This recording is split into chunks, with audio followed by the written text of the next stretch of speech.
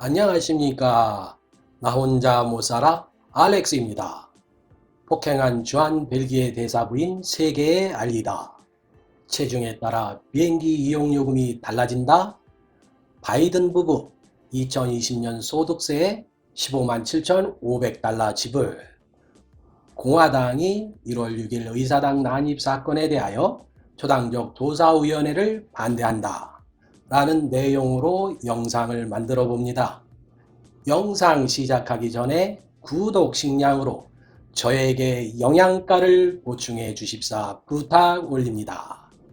자, 영상 시작합니다.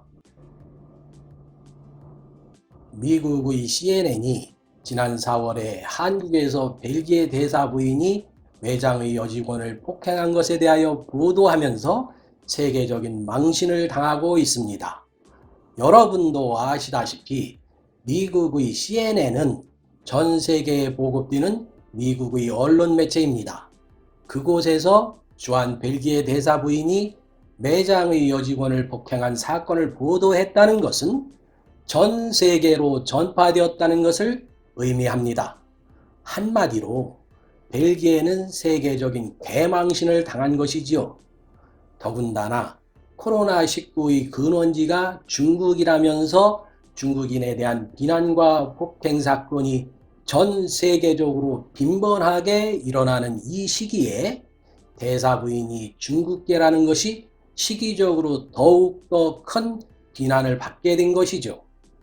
CNN과 온라인에서 널리 공급되고 있는 지난 4월 9일의 보안 비디오에는 매장의 직원이 벨기에 대사 부인 샹에게 실수를 했지만 매장 여직원은 영어로 사과를 했고, 하지만 샹이 매장 직원의 얼굴을 때리는 모습이 담겨 있습니다. 뺨을 맞은 여성은 그녀의 귀가 울리고 있다고 정신적 고통을 호소하고 있다고 보도합니다. 주한 벨기에 대사관에 따르면 샹은 사건 이후 입원했지만 이후 퇴원했다고 발표했습니다. 한국은 이번 일을 기회로 면책특권 규정을 변경할 필요가 있습니다. 주 영국 미국 대사 부인 앤 사콜라스가 영국 청소년의 사망을 초래한 혐의로 문제가 된 적이 있었습니다. 한국에서도 이번 일을 계기로 외교관들의 면책특권에 대한 규정을 변경할 필요가 있다고 생각하고 있습니다. 비행기 탑승 비용 체중 따라 달라진다. 새로운 보고서에 따르면 항공사 승객은 공항에서 체중을 측정하거나 비행기 탑승 전에 자신의 체중 정보를 항공사에 제공해야 합니다. 항공사는 이러한 조치들이 미국인의 비만율이 계속 증가함에 따라 기내 안전을 보장하기 위한 승객 체중을 측정하는 것이라고 밝히고 있습니다. 항공업계 간행물인 에어인사이트 그룹이 검토한 새로운 요건에 따라 항공사는 무작의 샘플링을 통해 승무원, 수화물 및 승객에 대한 표준 평균 승객 무게를 설정하기 위한 설문조사를 수행한다고 밝혔습니다. 물론 이것은 승객에게 참여를 요청하도록 되어 있습니다. 에어인사이트 그룹에 따르면 사용된 샘플링 방법에 관계없이 운영자는 각 승객과 항공기 해외 가방을 조사할 수 있는 옵션이 있으며 승객에게는 승객 또는 체중조사 참여를 거부할 권리를 부여한다고 합니다. 그러면 측정을 거부하는 승객에게는 어떻게 하느냐? 우선 설문조사는 자발적으로 진행되는 것으로 알려졌기 때문에 승객이 참여를 거부할 경우 가이드라인에 따라 다른 여행자를 무작위로 선택할 수도 있을 것이라고 합니다. 사실 말이죠. 항공기 내 좌석은 현대인의 불어난 체중과 몸의 크기를 감당할 수 없다는 불만이 그동안 수없이 제기되었어요. 기내에서 승객 사이에서 다툼도 많이 일어났었죠. 비행기 여행을 해보신 분들이면 누구나가 느꼈을 일입니다만 현재의 비행기 내의 좌석 사이즈는 매우 협소한 것이 사실입니다. 앞뒤의 간격도 그렇고 옆자리와의 폭도 비좁은 것이 사실입니다. 그렇다면 이러한 조사가 가져오게 되는 변화는 무엇이 있을까요? 이러한 조사는 앞으로 체중에 의한 비행기 이용료가 차별화될 수 있다는 것을 의미합니다. 비행기의 좌석 사이즈가 큰 것과 보통으로 구분되어 설치될 것입니다. 그리고 그에 따른 비행기 요금이 차별화될 것이라는 미래가 기다리고 있습니다. 하지만 몸무게가 적게 나간다고 평균이라고 해서 탑승 요금이 저렴해지지는 않겠죠. 바이든 대통령 부부 연방소득세로 15만 7,414달러, 약 1억 7,821만 원 냈다.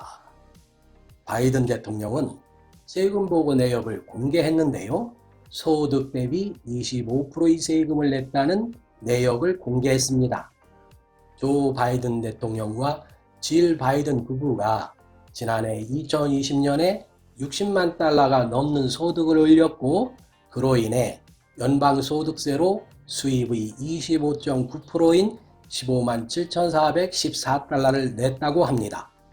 미 국세청 자료에 의하면 연방소득세율 평균인 14%보다 높은 것으로 공개되었다고 로이터 통신이 보도했습니다. 5월 17일 백악관이 공개한 바이든 대통령 내외의 세금 신고 내역에 따르면 이들은 대선 기간인 지난해 60만 7,336달러를 벌어들였다고 합니다. 이는 전년인 2019년도 수입 98만 5,223달러보다 줄어든 것입니다. 도널드 트럼프 전 대통령은 세금 신고 내역 공개를 거부했었습니다. 그리고 2020년 세금 보고 내역 역시 공개되지 않아서 모르겠지만 2016년에 트럼프는 스스로 주장하기를 자신의 재산이 100억 달러, 약 12조 원에 이른다고 주장했는데요.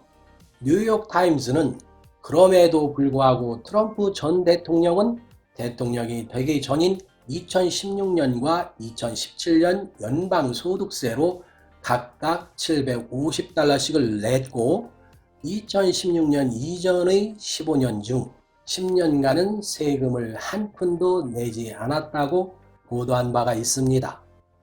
세금을 감면받을 수 있는 방법이 있기 때문에 납세자라면 적극적으로 그것을 활용하는 것은 납세자의 권리이기도 합니다.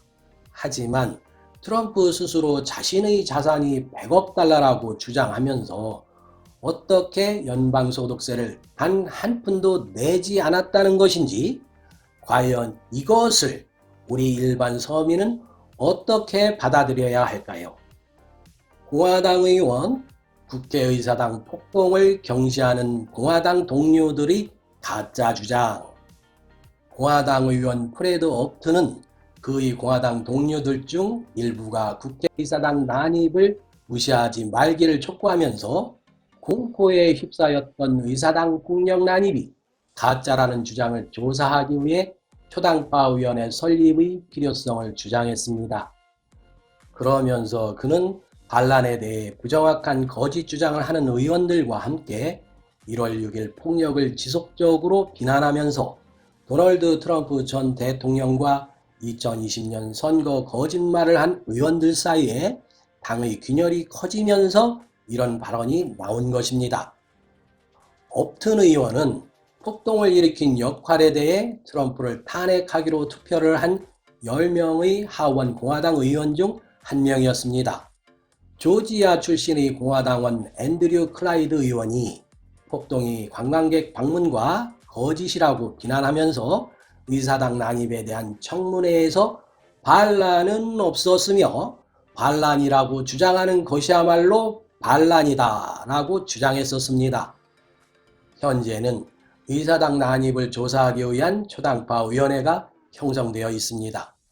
업트는 동료 의원 중 일부가 거짓 주장을 하도록 어떤 동기가 있었는지는 확신할 수는 없지만 이러한 주장들이 그가 의사당 난입을 조사하기 위한 초당파 위원회를 지지하는 이유라고 밝혔습니다.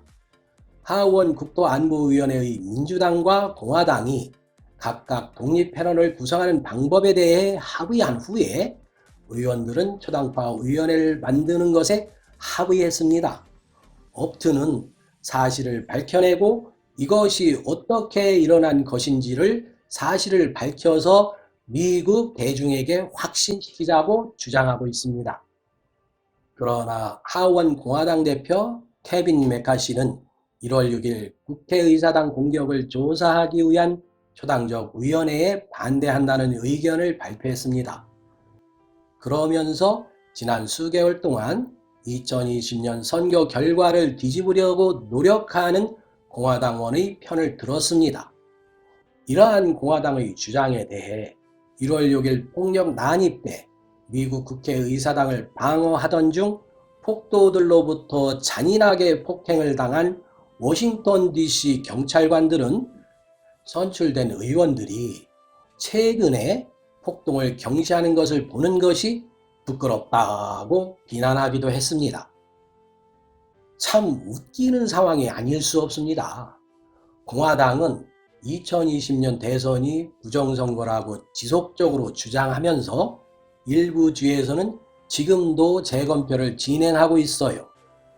그런데 국회 차원에서 그것도 민주당 독자적이 아닌 민주당과 공화당 의원들이 초당적으로 만든 의원회에서 1월 6일 의사당 난입 사건에 대하여 조사를 하자는데 반대를 한다.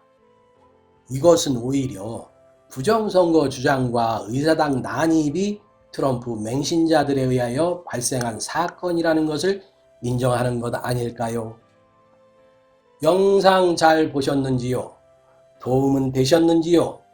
제가 춤추는 곰이 될 수 있도록 잊지 마시고 구독, 좋아요, 알림 설정, 그리고 마음을 좀 더 후덕하게 쓰셔서 댓글까지 한 소절 부탁 올립니다. 감사합니다. 건강하십시오.